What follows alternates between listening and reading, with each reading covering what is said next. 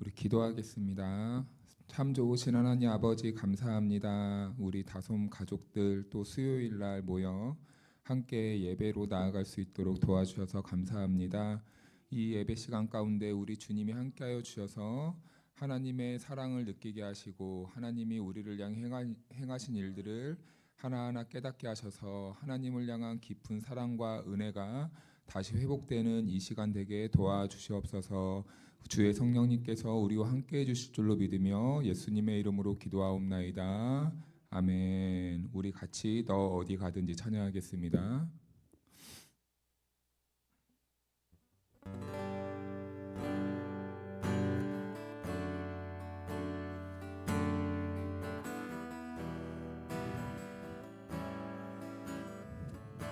너 어디 가든지 너 어디 가든지 순종하리.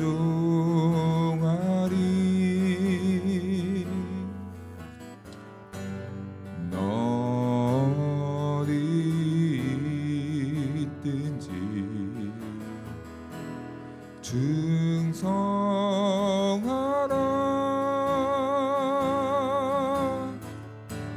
주 너의 하나님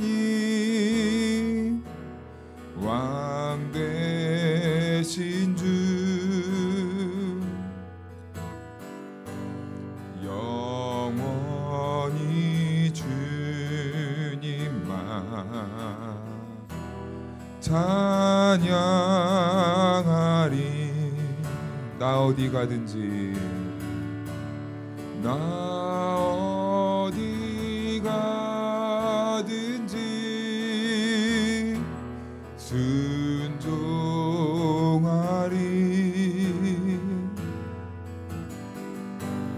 나 어디 있든지 충성하리.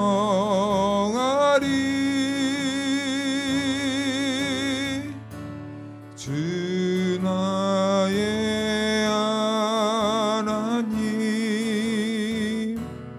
왕 되신 주 영원히 주님만 찬양하리. 너 어디 가든지 너 어디가 순종하라.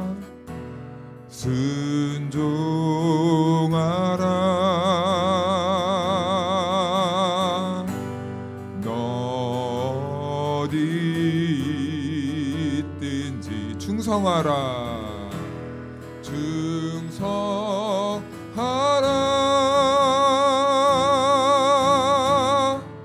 주 너의 하나님 왕 되신 주 영원히 주님만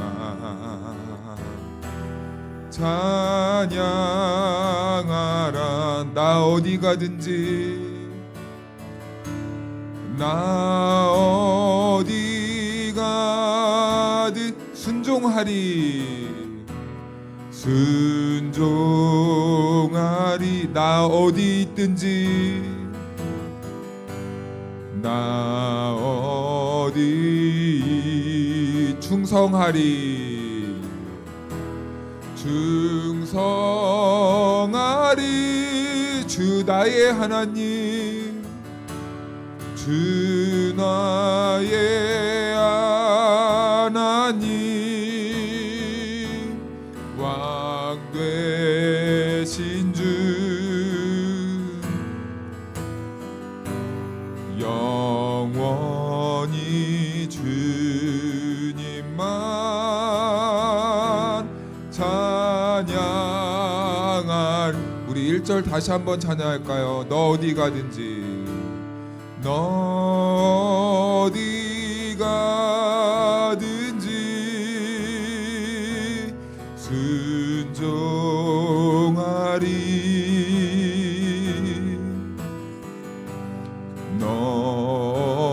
어디 있든지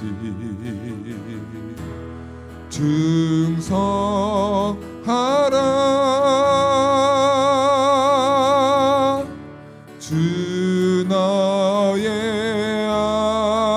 하나님 왕 되신 주 영원히 주님만 찬양하라.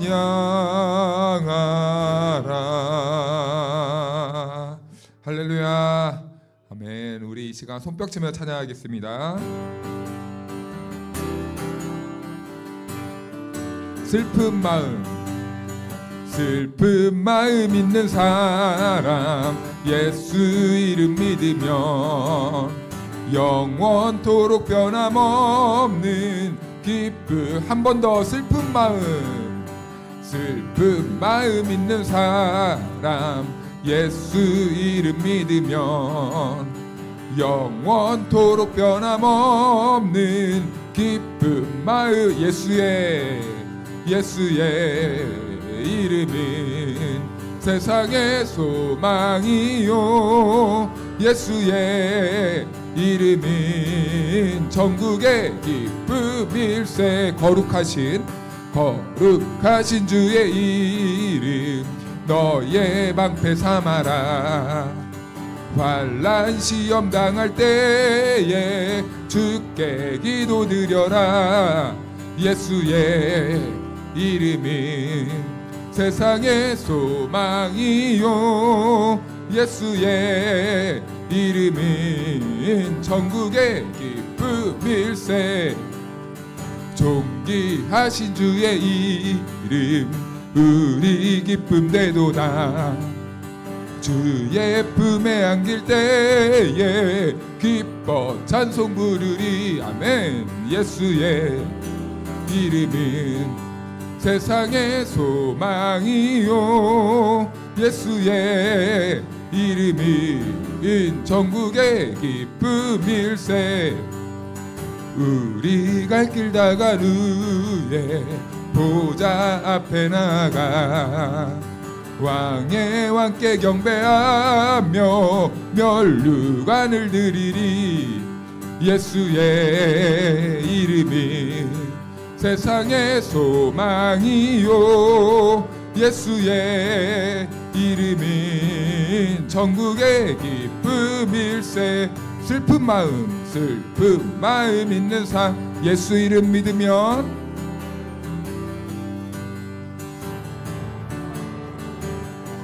기쁜 마음.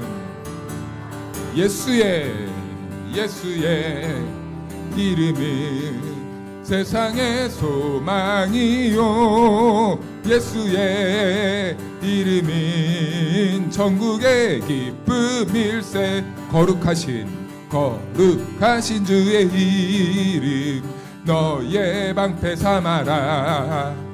환난 시험 당할 때에 주께 기도드려라. 예수의 이름은 세상의 소망이요 예수의 이름은 전국의 기쁨이. 존귀하신 주의 이름 우리 기쁨 되도다. 주의 품에 안길 때에 기뻐 찬송 부르리. 예수의 이름은 세상의 소망이요 예수의 이름은 전국의 기쁨. 우리 갈 길 다 간 후에 보좌 앞에 나가 왕의 왕께 면류관을 드리. 아멘. 예수의 이름은 세상의 소망이요 예수의 이름은 전국의 길. 우리 4절만 다시 한번 찬양할까요?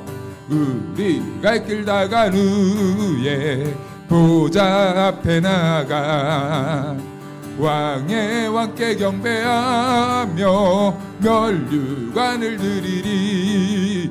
예수의 이름은 세상의 소망이요, 예수의 이름은 천국의 길. 예수의 이름은 세상의 소망이요, 예수의 이름은 천국의 기쁨. 예수의 이름은 세상의 소망이요, 예수의 이름은 천국의 기쁨일세. 우리 소망 되신 주님께 감사와 영광의 박수 올려드립니다. 아멘. 우리 다 같이 이 시간 다시 한번 찬양할 텐데요, 이제 역전되리라 라는 찬양을 하도록 하겠습니다. 우리 같이 기도하는 마음으로 찬양하시길 바랍니다. 기도를 멈추지 마라. 기도를 멈추지 마라. 눈앞의 상황이 마음을 눌러도 원망치 마라. 너의 입을 지켜라. 저들은 너의 입을 보고 있다.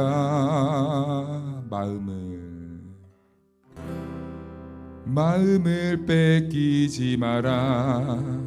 내가 널 도우지 않는단 소리에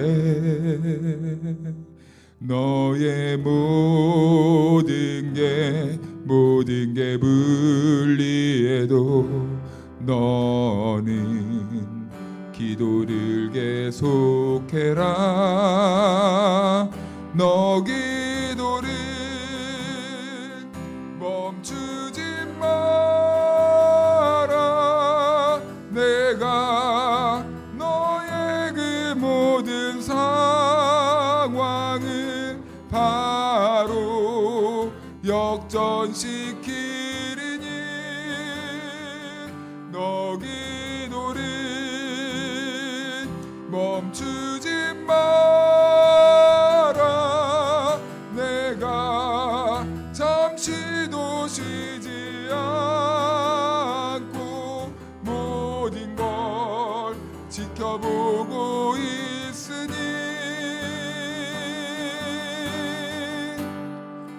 바로 역전되리라. 기도를 멈추지 마라. 기도를 멈추지 마라. 눈앞의 상황이 마음을 눌러도 원망치 마라. 너의 입을 지켜라. 저들은 너의 입을 보고 있다. 마음을 뺏기지 마라. 내가 널 도우지 않는단 소리에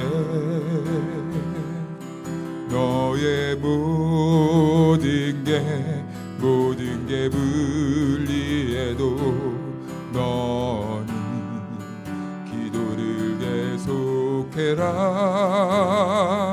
너 기도를 멈추지 마라. 내가 너의 그 모든 상황을 바로 역전시키리니 너 기도를 멈추지 마라. 내가 잠시도 쉬지 않고 모든 걸 지켜보고 있으니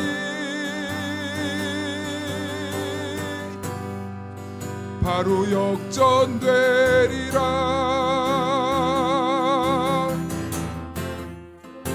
저들의 힘이 너를 압도해도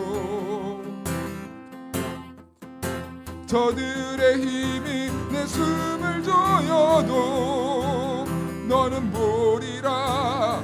기도의 능력을 내가 역전시키리라.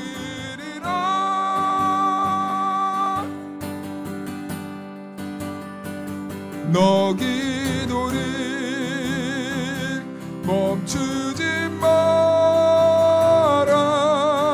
내가 너의 그 모든 상황을 바로 역전시키리니 너 기도를 멈추지 마라.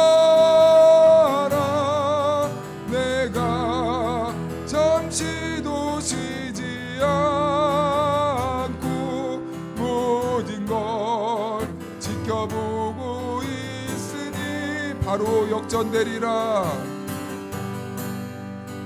바로 역전되리라. 우리 이 시간 잠깐 기도할까요? 기도할 때 우리가 하나님 이 시간 우리에게 주신 말씀 보도록 하겠습니다. 요한복음 말씀입니다. 요한복음 21장 25절입니다. 우리 찾으셨으면 다 같이 한 목소리로 읽도록 하겠습니다. 시작.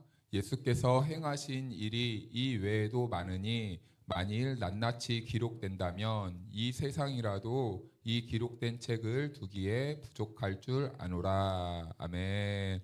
할렐루야. 네, 하나님의 은혜와 평강이 우리 모두에게 함께하기를 주님의 이름으로 축복합니다. 잠시만요.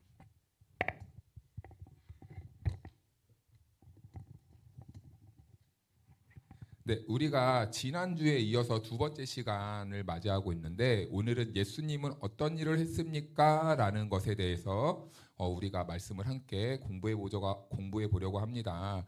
지난주에 혹시 우리가 무엇에 대해서 나누었는지 알고 기억하시는 분 계시나요? 예수님은 누구신가? 네, 예수님은 누구신가? 예수님은 어떤 분이셨습니까? 예수님은 참 인간이면서 동시에 참 하나님이시다라는 거예요. 예수님은 참 뭐라고요? 먼저 인간 그리고 참 하나님. 저기 뒤에 있는 우리 초등부 친구들 예수님은 누구라고요? 첫 번째로 참 인간. 따라해 볼까요? 참 인간 참 누구? 하나님. 참 진짜 인간이고 진짜 하나님이시다. 그리고 완전한 인간이시고 완전한 하나님이시다. 그런데 우리가 생각할 때 제가 지난번에 오해하면 안 된다 그랬습니다. 우리는 미지근한 물을 먹기 위해 찬물과 뜨거운 물을 섞습니다. 그렇죠? 이 컵에. 그래서 반반 섞어서 이것을 하나의 물로 이해해서 우리가 이런 개념으로 예수님의 참 인간과 참 하나님을 이해할 때 한 이런 육체 안에 반은 하나님이시고 반은 인간이고 이렇게 이해하면 된다고요? 안 된다고요? 안 된다고 말씀드렸습니다. 완전한 인간이면서 동시에 완전한 하나님이다. 100% 인간이면서 동시에 100% 하나님이다. 이게 무슨 말도 안 되는 소리입니까? 라고 했을 때 그것은 솔직하게 말씀드리면 저도 잘 모릅니다. 어디에 가서 알 수 있죠? 천국 가서 알 수 있다. 왜냐? 이것은 신의 성품이기 때문입니다. 신의 영역이에요. 제가 가끔 말씀드리는데 사람의 머리와 사람의 말로 신을 온전히 설명할 수 있다면 그때부터 신은 신이 아니다라는 거예요. 왜요? 신은 우리보다 격이 훨씬 더 높으신 분이기 때문이에요. 그래서 우리가 볼 수 있는 것은요. 사실은 우리가 이 컵의 단면만 보는 것도 못합니다. 단면을 보는 것도 안 돼요. 우리가 물체를 이렇게 가까이 보면 뭐가 보입니까? 아무것도 안 보여요. 사실은 이것보다도 더 못되게 우리가 하나님을 보고 있는 거예요. 하나님은 너무나 크시기 때문에 우리들에게 그분이 어떤 분이신지 다 온전히 이해하기란 사실은 불가능한 일입니다. 그래서요, 우리 각 사람들의 믿음의 간증이 중요한 게 그거예요.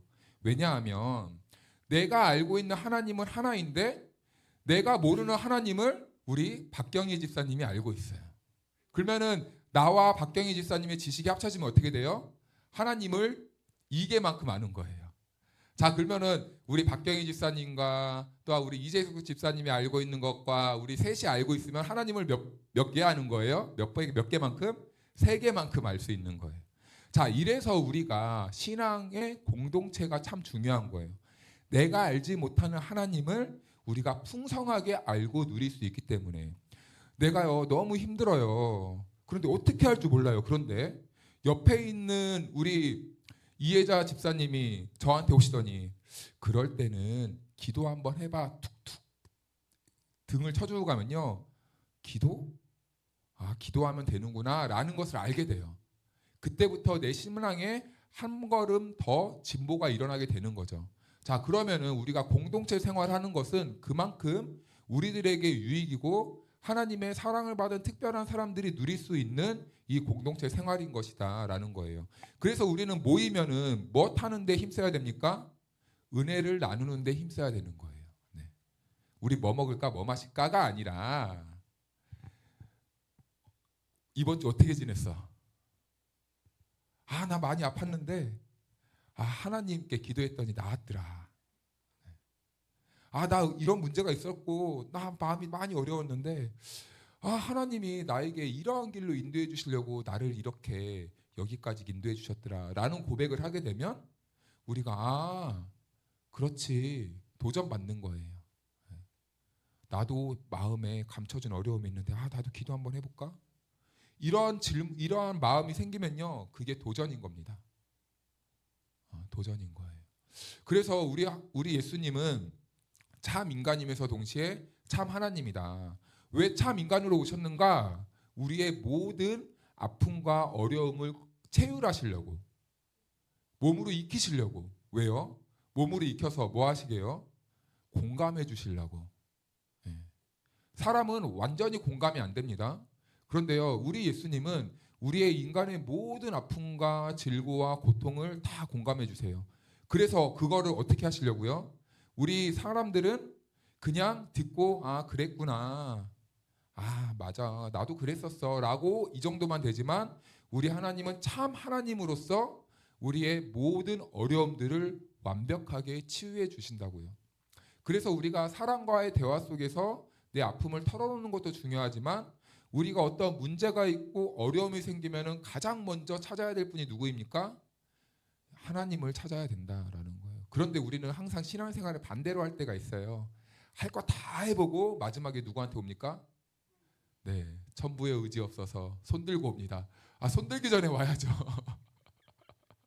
손 들기 전에 와야 돼. 물론 손 들고 오는 것도 참 귀한 일이지만 우리는 이미 하나님 안에 들어와 있는 신앙인들이잖아요. 신앙인들이면 이제는 예수님을 알기 전에 사람들과 조금 다른 모습이 있다면 어떠한 내 삶에 문제가 생겼다, 뭔가 기미가 보인다, 이것은 빨리 오라는 사인이에요. 빨리 오라는 하나님의 사인입니다. 그래서 예수님께서는 참 인간으로 오시고 참 하나님으로 이 땅에 오신 분이었다라는 것을 지난주까지 나누었고, 오늘은 두 번째 만남, 그래서 예수님은 이 땅에 오셔서 어떤 일을 하셨는가에 대해서 보다 구체적으로 조금 살펴보도록 하겠습니다. 그래서 이과의 요점이 뭔지 보면 3가지로, 첫 번째는 예수 그리스도의 공생의 사역을 알게 한다. 그리고 두 번째는 죄의 기원과 결과가 무엇인지를 알게 합니다. 그리고 세 번째 한번 읽어볼까요? 시작.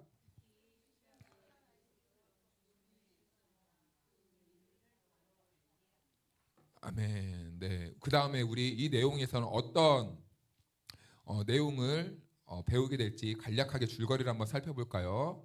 첫 번째는 공생의 기간 중 예수님이 하신 일에 대해서, 그리고 예수님의 죽음의 의미가 무엇인가, 그리고 죄의 기원과 결과는 무엇인가, 그리고 예수님의 십자가에서의 구속에 대해서 잠깐 살펴보도록 하겠습니다.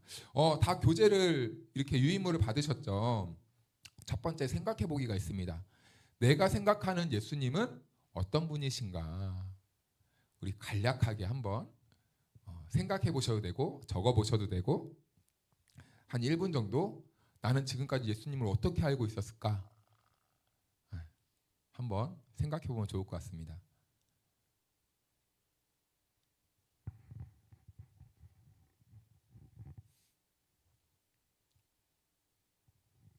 예수님은 어떤 일을 하시는 분이라고 생각하고 계십니까?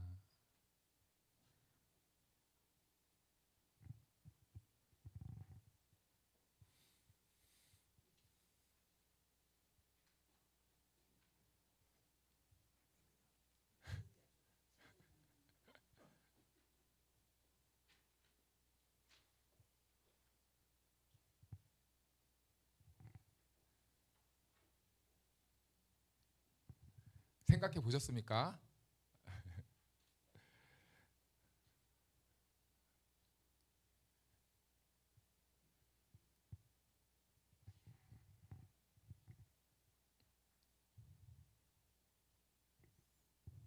자, 우리 1번으로 한번 가볼까요? 이제 본론으로 한번 들어가 보겠습니다. 요한이 예수님이 자신이 기다리던 메시아인지를 확인하는 질문을 했을 때 예수님은 자기가 하고 있는 일을 어떻게 묘사했습니까? 우리 마태복음 11장 5절을 같이 한번 읽어보겠습니다. 시작. 맹인이 보며 못 걷는 사람이 걸으며 나병 환자가 깨끗함을 받으며 못 듣는 자가 들으며 죽은 자가 살아나며 가난한 자에게 복음이 전파되라 하라. 아멘. 네, 예수님이 하신 일을 뭐라고 말씀해 주셨습니까? 맹인이 보고 못 걷는 사람이 걷게 되고 나병 환자가 못 듣는 자가 죽은 자가 가난한 자에게 복음이 전파된다. 네. 근데 오늘 이 말씀은 이사야에서도 사실은 예언하고 있었던 거예요. 우리 이사야 61장 말씀을 한번 화면을 보고 같이 읽어볼까요? 1절 2절이요. 시작. 주 여호와의 영이 내게 내리셨으니 이는 여호와께서 내게 기름을 부으사 가난한 자에게 아름다운 소식을 전하게 하려 하심이라. 나를 보내사 마음이 상한 자를 고치며 포로된 자에게 자유를 갇힌 자에게 노임을 선포하며 여호와의 은혜의 해와 우리 하나님의 보복의 날을 선포하여 모든 슬픈 자를 위로하되. 아멘. 네, 이 말씀은 메시아가 이 땅에 왔을 때 하실 일을 이사야 선지자를 통해 예언한 말씀인데요. 그런데 마태복음은 이 추상적 1절 말씀을 넘겨주실래요? 네. 기름 부으사 가난한 자에게 아름다운 소식을 전하게 하심이라. 나를 보내사 마음이 상한 자를 고치며 포로된 자에게 자유를 갇힌 자에게 노임을. 이렇게 돼 있는데 약간 추상적인 이런 언어들로 돼 있는 것을 마태복음은 약간 이것을 구체화시켜 놨다라고 이렇게 생각하면 좋을 것 같습니다. 그런데 이 이사야 61장 말씀은 누가복음에서 예수님이 공생애를 시작하실 때 이 말씀을 읽고 이 말씀이 선포된 후에 예수님께서 이 땅에서 공생의 사역을 하시는 모습을 보여주고 있어요.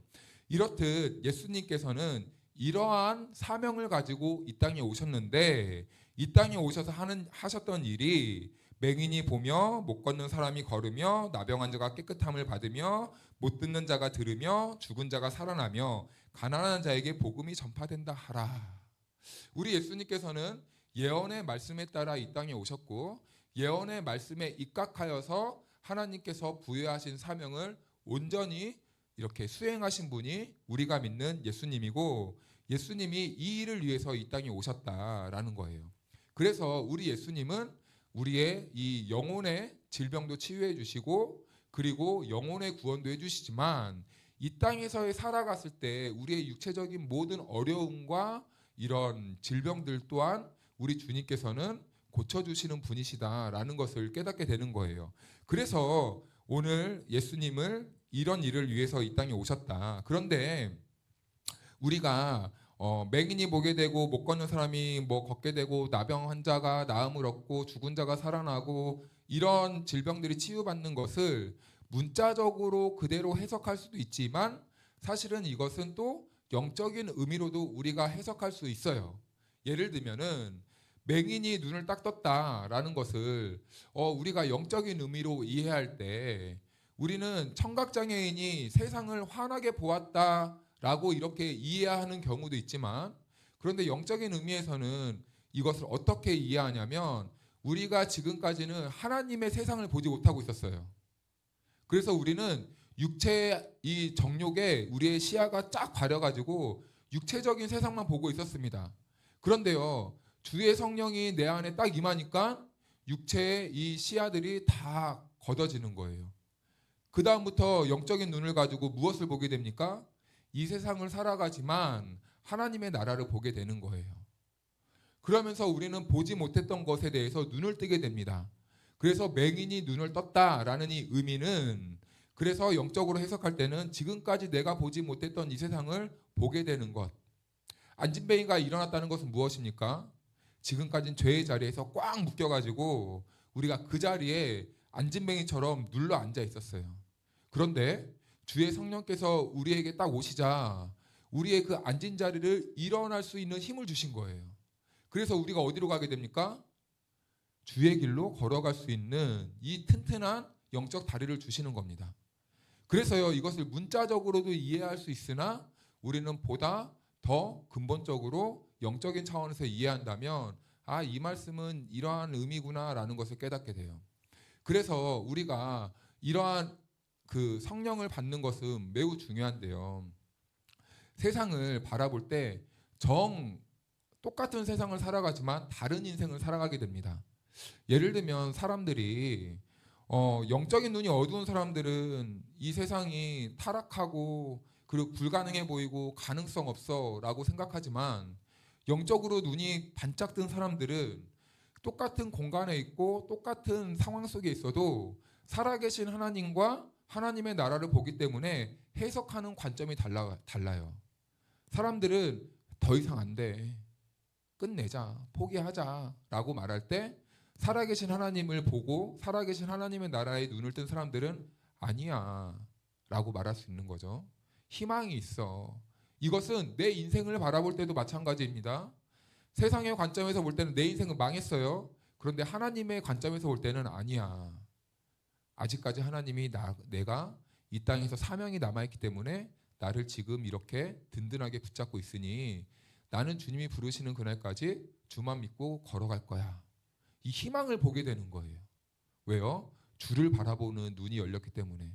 사랑하는 여러분, 우리가 이왕 이 땅에 살아가는 거, 세상을 구경하고 세상의 멋진 것을 보는 것도 좋지만 이 세상 속에서 하나님의 나라, 하나님의 통치, 하나님의 손길, 하나님의 영광을 볼 수 있는 눈이 열리기를 축복합니다. 그래서 이제 두 번째를 한번 볼까요? 예수님의 제자였던 마태는 예수님의 사역을 어떻게 묘사했습니까? 우리 마태복음 4장 23절 읽어볼까요? 시작.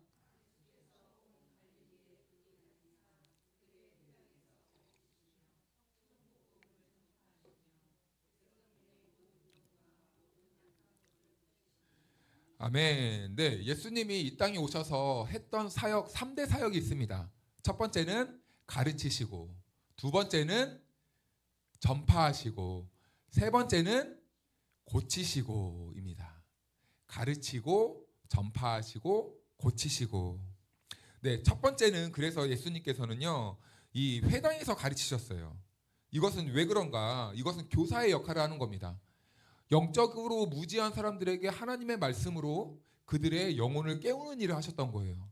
예를 들면 지금 우리와 같은 이런 풍경에서 예수님은 이 대중들에게 하나님의 말씀을 풀어서 해석하고 영적인 비밀을 알게 하신 그 일을 했다는 것입니다. 그리고 또 예수님은 제자로 삼으셨고 제자를 양육해 내셨어요. 교사의 역할을 감당하신 것이죠. 자, 그렇다면 이제 예수님께서는 우리들에게 복음을 가르쳐 주셨습니다. 그러면 이제 우리는 예수님께 부름받은 우리는 우리가 해야 될 일이 한 가지 생겼어요. 그것은 무엇이냐면 예수님이 나에게 가르쳐 주셨고 가르쳐 주시듯이 이제는 우리가 예수님에 대해서 다른 누군가에게 가르쳐 줄 수 있는 이 사명을 맡기셨다. 왜냐? 예수님은 교회의 모델이기 때문입니다. 그래서 교회가 하는 일은요, 예수님이 하신 일을 벗어나는 게 하나도 없어요. 그래서 교회가 하는 일을 가만히 보잖아요. 이름만 다르고 구호만 다르지 하는 일은요 다 똑같아요. 다 똑같아요. 선교하고 교육하고 구제하고 봉사하고, 그런데 포장지만 다를 뿐입니다. 포장지만 달라요. 그리고 두 번째는 예수님께서는 천국 복음을 전파하셨다라는 거예요. 이것은 전도의 사명을 감당하셨다는 거예요. 예수님 하나님의 나라를 알지 못하는 사람들에게 복음을 통해서 하나님의 나라가 가까이 왔다, 회개하라, 복음을 믿어라 라고 이렇게 예수님은 전하신 겁니다. 뿌린 겁니다. 그래서 교회의 사명 또한 전도하는 사역을 놓지 않아요. 예수님이 복음을 뿌렸듯이 우리 교회된 우리는 어디에 가든지 복음을 뿌리는 거예요. 자, 그런데 최혜솜 너 이리 와. 딱 앉아. 너 꼼짝 말고 들어. 안 들으면 너 지옥 가니까. 너 내 말 안 들으면 너 큰일 난다. 이게 아니고, 야, 예수님은 이래서 우리를 구원해 주셨어. 그러니까 너도 믿어보지 않을래? 설득하는 것도 아니고, 예솜아, 하나님이 너를 정말 사랑하셔서 예수님을 보내주셨어. 예수님 때문에 너와 내가 살았다. 너도 나처럼 예수님 믿고 예배 드리고 예수님을 좀 같이 알아갔으면 좋겠어. 예수님 믿어야 우리가 천국 갈 수 있어. 복음을 전하는 거예요. 그럼 잘하게 하시는 분은 누구입니까? 네, 하나님이 하시는 거예요. 그래서 우리가 이걸 잘 구분해야 됩니다. 하나님이 하시는 영역을 우리가 너무 침범해서는 안 돼요. 물론 어느 정도의 설득 과정은 있을 수도 있겠죠. 왜냐, 질문을 하기 때문에. 그런데요, 우리가 억지 부리지 않아도 돼요. 솔직한 부분은 솔직해도 됩니다. 그건 나도 잘 모르겠어. 그래서 너의 궁금증을 교회 가서 한번 알아가 보자. 이렇게 하셔도 됩니다. 우리 예수님께서는 이 땅에 오셔서 천국 복음을 전파하셨다. 그리고 교회는 그 사명을 받은 이 모임이다. 그리고 세 번째는 모든 병과 약한 것을 고치시는 사역을 했습니다. 이것은 영육의 치료자가 되셨다라는 것이고, 우리 교회가 또 이 일을 감당해야 된다는 거예요. 이것은 무슨 말이냐면 현실적인 도움을 어느 정도 제공해 줘야 됩니다. 그래서 교회에서는요 많은 봉사를 해요. 그런데 이게 요즘 문제가 되는 게 교회 안에서만 봉사가 하니까 고인물들이 된다고 해요. 이것을 흘려보내야 되겠죠. 그래서 교회에서는 구제도 하는 겁니다. 그래서 교회는 시시때때로 할 수만 있으면 뭐 이런 여러 가지 사회 참여도 하게 되고, 그리고 또 우리의 도움이 손길이 필요한 곳을 찾아가 우리가 실질적인 이 봉사도 해주는 거예요. 이것이 바로 치유의 과정 속에 있는 거예요. 왜요? 우리가요 한 사람을 따뜻하게 도와주면은 그 사람이요 이 단단하게 굳었던 마음과 얼음장처럼 막 차가웠던 마음이요 어떻게 될까요? 따뜻한 봄이 찾아오는 거예요. 그 마음이 풀리겠죠. 마음이 유들유들해지겠죠. 그러면요 그 사람이 나도 예수님을 한번 믿어볼까? 라고 이렇게 통로가 열리게 됩니다. 그래서요 우리의 이 실질적인 봉사도요 복음의 한 축이에요. 그런데 봉사할 때요 중요한 게 있습니다. 그냥 내가 선한 일을 해야 되니까, 착하게 살아야 되니까 봉사해야지가 아니에요. 우리는 모든 일을 하든지 다 하나님의 영광을 위해서 해야 되고 예수 그리스도의 복음의 기초가 돼야 됩니다. 내가 하는 모든 행동은요 그리스도의 이 십자가에 기초해야 돼요. 그래, 나는 죽을 수밖에 없었지만 예수님의 십자가로 내가 살았잖아. 그러니까 나도 마땅히 예수님이 나를 섬긴 것처럼 나도 누군가를 섬겨야 돼. 이렇게 우리는 이해하고 해석할 수 있어야 되겠죠. 이것이 믿는 사람들의 온전한 봉사이다라는 것입니다. 자, 그래서 예수님께서 이 땅에서 하셨던 세 가지 사명은 뭐라고요? 첫 번째, 가르치시고, 두 번째, 전파하시고, 세 번째, 고치시고. 다시 첫 번째, 가르치시고, 예수마 두 번째, 세 번째, 고치시고. 네, 이 사명을 잘 기억하시길 바랍니다. 그리고 3번, 예수님은 생명 중에 어떤 사람들과 함께 지냈습니까? 우리 마가복음 2장 15절 같이 읽겠습니다. 시작.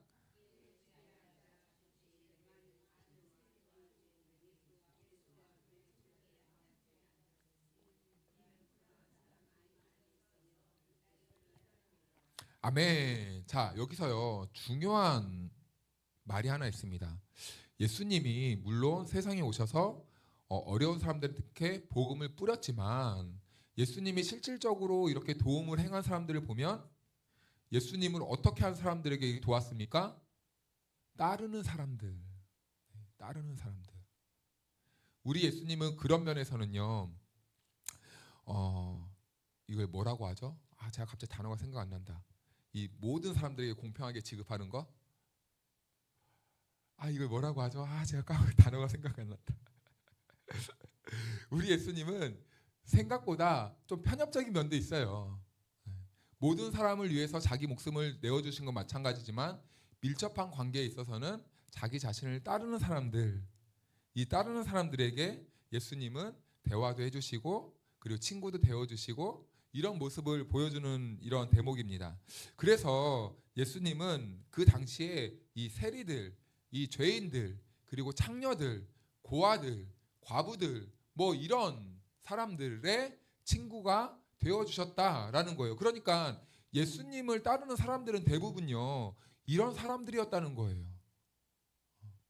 예수님이요 쫓아다닌 게 아니에요.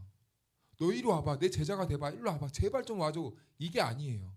복음을 전했고 복음을 듣고 예수님께로 찾아오는 사람들이 대부분 세리나 창기나 죄인들이었다.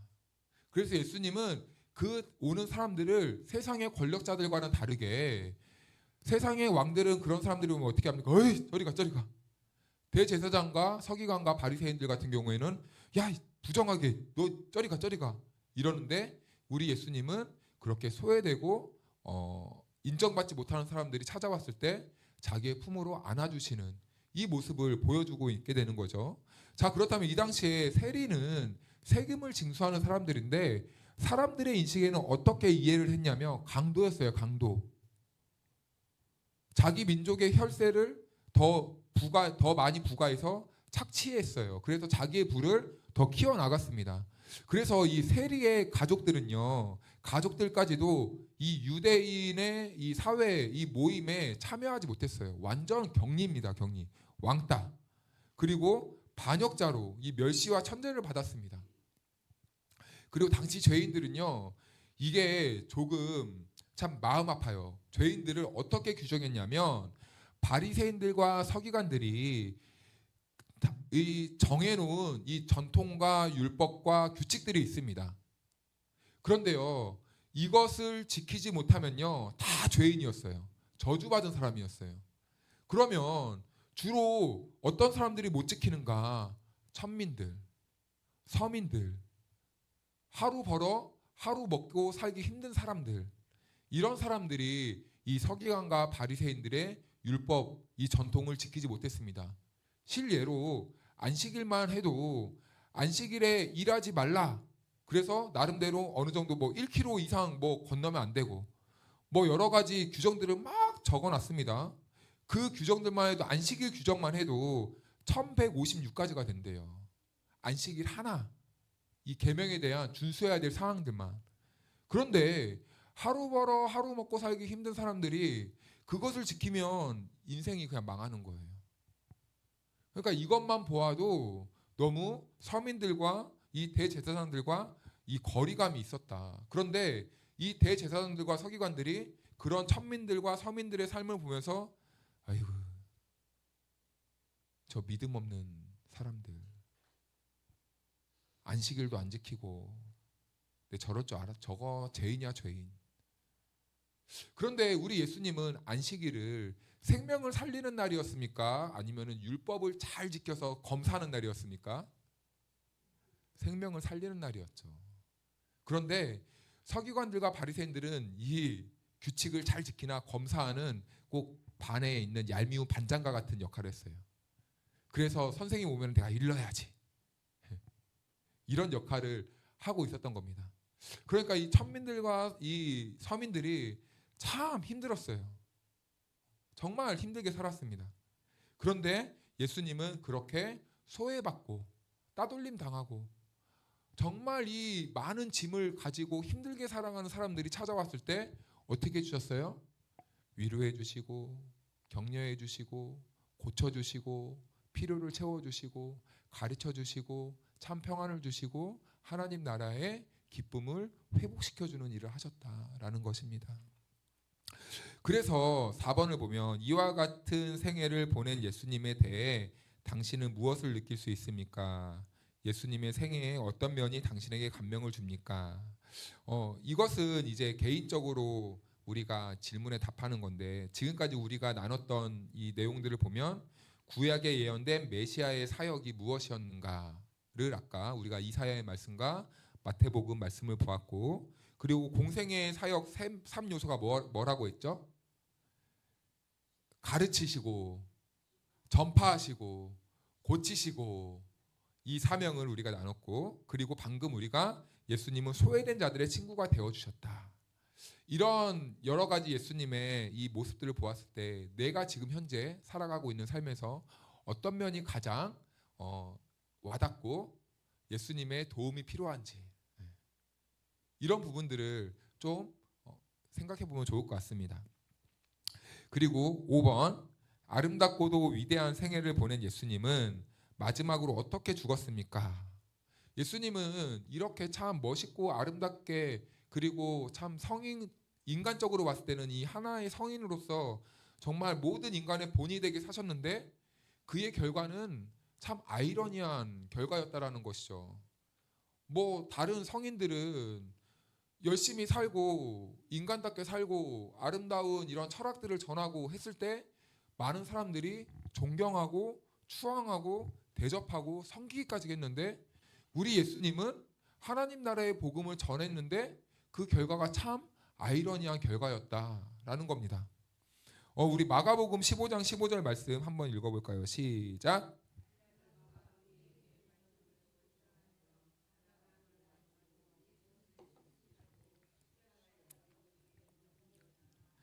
때가 제3시가 되어 십자가에 못 박으니라.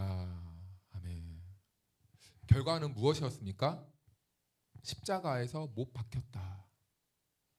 못 박혔다. 참 아이러니 아닙니까? 여러분. 딱 봐도 훌륭한 일을 정말 그 시대에 없어서는 안 될 인간적인 면으로만 봐도 없어서는 안 될 정말 훌륭한 사람이었음에도 불구하고 세상은 예수님을 못 박았다라는 것입니다. 참 희한합니다. 예수님은 십자가에 처형을 당했어요. 그런데 이 성경에서 십자가에 못 박힌 사람들을 이 당시에 십자가에 못 박는 사람들은 어떤 사람이었냐면 노예나 천민이나 극악무도한 살인자거나 아니면 로마의 반역한 이 반역자라든가 이런 사람들 그리고 신명기에서는 나무에 달린 자는 저주받은 자다 라고 했는데 우리 예수님은 그 저주에 그 참혹한 십자가에 그 모욕의 십자가에 그 극악무도한 사람들만 달리는 그 십자가에 좋은 일 하다가 못 박혀 죽으셨다라는 겁니다. 그런데 여러분 그 자리는 원래 누구의 자리입니까? 저와 여러분들의 자리라는 거예요. 그 자리, 저주받을 자리, 죄인이 달려야 되는 그 자리는 저와 여러분들의 자리였다는 거예요. 이것을 십자가로 하나님께서 상징적으로 보여주신 건데 그 자리가 우리가 죽어야 될 자리였지만 하나님께서는 자기 아들을 그냥 내어 걸으시면서 죽이시면서 우리를 용서해 주셨다고요. 우리 갈라디아서 3장 13절 말씀을 한번 읽어볼까요? 시작.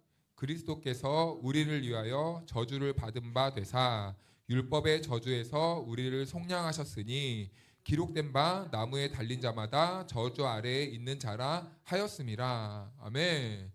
네, 우리를 위하여 저주를 받은 바 되사 율법의 저주에서 우리를 속량하셨으니 누구 때문에요? 우리 때문에. 예수님은 우리 때문에 저주의 저 나무에 달린 자마다 저주 아래에 있는 자라. 이 모욕을, 이 수치를 감당하셨다고요. 이 저주를 감당하셨다고요. 원래는 저 자리에 있어야 되는 게 누구라고요? 저와 여러분들이라고요. 우리는 우리 자신만 봐도 잘 알죠? 우리 안에 선한 것이 남아 있습니까? 나만 보면 부끄럽죠. 물론 좋은 면도 있죠. 그런데요, 우리의 이 내면을 조금만 누가 확 건들면 어떻게 됩니까? 이런 세상에 이런 죄인 괴수가 없어요. 그게 바로 저와 여러분들의 실존이고, 우리는 우리의 이 안에 있는 모습만 보아도 자력으로는, 내 힘으로는 십자가에 죽을 수밖에 없어요. 내가 아무리 살려고 발버둥 쳐도. 그런데 우리를 대신해서 예수님이 대신 십자가에서 못 박히셨다고요. 그래서 저와 여러분들이 저주에서 노임을 받을 수 있었다라는 겁니다. 그렇다면 예수님께서는 왜 죽음을 당하셔야만 했는가? 우리 요한복음 1장 29절 한번 볼까요? 시작. 이튿날 요한이 예수께서 자기에게 나오심을 보고 이르되 보라, 세상 죄를 지고 가는 하나님의 어린 양이로다. 아멘. 우리의 죄를 용서해 주기 위해서 이 땅에 하나님께 바쳐질 어린 양으로 오셨다는 거예요. 예수님은 이 땅에 죽으러 오신 거예요. 어린 양으로. 십자가에서 하나님께 이 희생제물로, 화목제물로 바쳐진 겁니다. 드려진 겁니다. 그리고 히브리서 9장 22절 말씀을 읽어볼까요? 시작. 율법을 따라 거의 모든 물건이 피로써 정결하게 되나니 피 흘림이 없은즉 사함이 없느니라. 아멘. 피 흘림이 없은즉 사함이 없느니라. 우리의 죄를 용서하기 위해 예수님은 피를 흘리셔야만 했다는 겁니다. 왜요? 우리를 사하기 위해서, 죄를 용서하기 위해서. 자, 레위기 17장 11절 말씀 읽겠습니다. 시작. 육체의 생명은 피에 있음이라 내가 이 피를 너희에게 주어 제단에 뿌려 너희의 생명을 위하여 속죄하게 하였나니 생명이 피에 있으므로 피가 죄를 속하느니라. 아멘. 피가 무엇을 속한다고요? 죄를 속한다고요.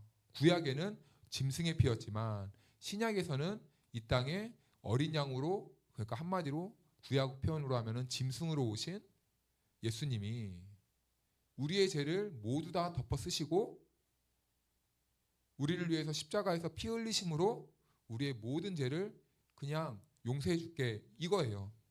내가 너 죄인인 줄 아는데 내가 그냥 눈 감아 줄게, 이겁니다. 우리가 죄 용서받았다고 해서 죄가 완전히 사라졌다는 게 아니에요. 하나님이 우리만 보면 속상해. 야, 근데 내가 예수 때문에 내가 너 눈 감아줄게, 이거예요. 내가 너에게는 가능성이 없지만 내가 내 아들 예수를 잡아서 내가 너의 죄를 용서해줬다고 선포했으니 내가 눈 감아줄게. 그래서 여러분, 우리 안에 죄가 막 올라올 때 누구를 바라봐야 되는 거예요? 예수님을 바라봐야 돼요. 네. 예수님의 그 공로가 아니었으면, 희생이 아니었으면 우리는 지금 하나님의 진노 아래에 있는데 예수님의 그 십자가의 그 희생이 있었기 때문에 하나님이 우리의 죄를 그냥 눈 감아 주신다고요. 덮어 주신다고요.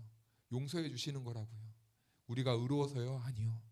우리는 그대로 죄인이지만 예수 그리스도의 그 보혈의 은혜로 우리는 그냥 죄 없다, 그냥 알았어, 너 죄 없어, 그냥 이렇게 하나님께서 선포해 주셔버렸다고요.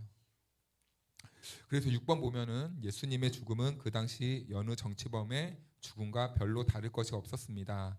그러나 예수님은 자신뿐 아니라 그의 제자들도 그의 죽음에 커다란 의미가 있다고 말했습니다. 그 의미를 요약해 보십시오 라고 하면요, 유대인들은요 예수님을 신성모독죄로 고발했습니다. 신성모독죄. 예수님이 자기 자신을 자꾸 내가 하나님이야, 내가 하나님이야, 야 성전을 헐어봐, 내가 3일 만에 다시 일으킬게, 막 이런 말을 하는 거예요. 그러니까 이 유대인들은 야 저 예수가 미쳤는가 보다, 신성모독을 한다. 그런데 로마인들은 어떻게 생각했냐면 예수가 이 유대인들을 선동한다고 생각했어요. 막 예수님이 가는 곳마다 남자만 5천 명씩 다니네요. 그러면 이리저리 계산해 보면은 한 15,000에서 2만 명은 막 이렇게 모였다는 거예요. 그러면요 긴장을 하는 거예요. 쟤네들 뭐 하는 거야? 감시하기 시작하는 거겠죠. 그래서 이 정치적인 이 반역죄를 덮어 씌우는 겁니다. 예수님께는. 그런데 예수님은 그럴 의도가 전혀 없으셨죠. 전혀 없었는데 사람들은 그렇게 예수님에게 누명을 씌워서 죽여버린 겁니다. 우리 마가복음 10장 45절 읽어볼까요? 시작. 인자가 온 것은 섬김을 받으려 함이 아니라 도리어 섬기려 하고 자기 목숨을 많은 사람의 대속물로 주려 함이니라. 아멘. 우리를 위해 섬겼대요. 우리를 죄 사하기 위해 예수님이 섬겼다는 겁니다. 무엇으로요? 십자가로. 십자가로 섬겼다는 거예요. 우리를. 그래서 많은 사람들의 대속물로 자기를 주셨답니다. 우리를 해방시키기 위해 예수님 자기 자신을 드려버렸다라는 거예요. 로마서 5장 8절 읽어볼까요? 시작. 우리가 아직 죄인 되었을 때에 그리스도께서 우리를 위하여 죽으심으로 하나님께서 우리에 대한 자기의 사랑을 확증하셨느니라. 아멘. 우리에 대한 하나님의 자기 사랑을 확증했대요. 그런데 그 확증이 무엇이었어요? 어떤 결과였어요? 나를 살리기 위해 자기 아들을 십자가에 죽여버린 거예요. 이것은 우리가 70억 인구와 예수님 한 명이 아니라 나와 예수님의 1대1이에요. 예수님은 70억을 살리기 위해 예수님 한 명을 희생시킨 게 아니라 나 하나를 살리기 위해 예수님을 보내셨다고요. 말이 됩니까, 여러분? 말이 안 돼요. 우리는 어려운 사람들에게 내 주머니를 터는 것도 어렵습니다. 지나가는 노숙자에게 밥 한 끼 대접하는 것도 어렵습니다. 그런데요, 우리 예수님은 어찌 보면은 전혀 상관없는 저와 여러분들을 위해 아무것도 모르고 그냥 죽어버렸다고요. 왜요? 하나님의 사랑 때문에. 그래서 저와 여러분들은요, 하나님의 사랑의 결정체인 거예요. 다른 것하고는 바꿀 수 없는 거예요. 저와 여러분들은. 그만큼 저와 여러분들은 소중한 존재다. 그래서 여러분, 누가 여러분들을 뭐라고 하면 어떻게 해야 됩니까? 반사해야 돼요. 그리고 가장 중요한 거 뭡니까? 내가 내 자신을 미워하면 안 돼요. 왜요? 하나님은 나를 제일 사랑하니까. 그런데 우리에게 있어서 가장 큰 적은 누구입니까? 바로 자기 자신이에요. 남들이 뭐라고 하면은 맞아. 내가 그렇지 뭐. 난 이거밖에 안 돼. 이렇게 생각하는 것. 이게 더 큰 무서움입니다. 남들이 뭐라고 해도 뭐 나는 하나님이 사랑하시는 하나님의 자녀인데 뭐가 문제야? 내가 어때서? 이게 바로 여러분 하나님 안에 있는 올바른 정체성이 확립된 믿음의 사람들의 사고방식이에요. 그래서 8번에 죄의 기원의 성경은 죄의 기원과 결과를 무엇이라고 말합니까? 우리 로마서 읽어볼까요? 시작.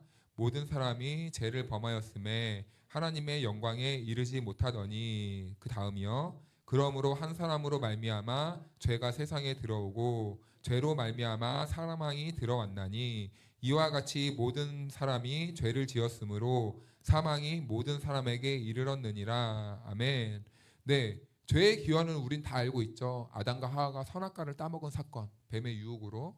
그래서 이 사건은 무엇을 말하는가?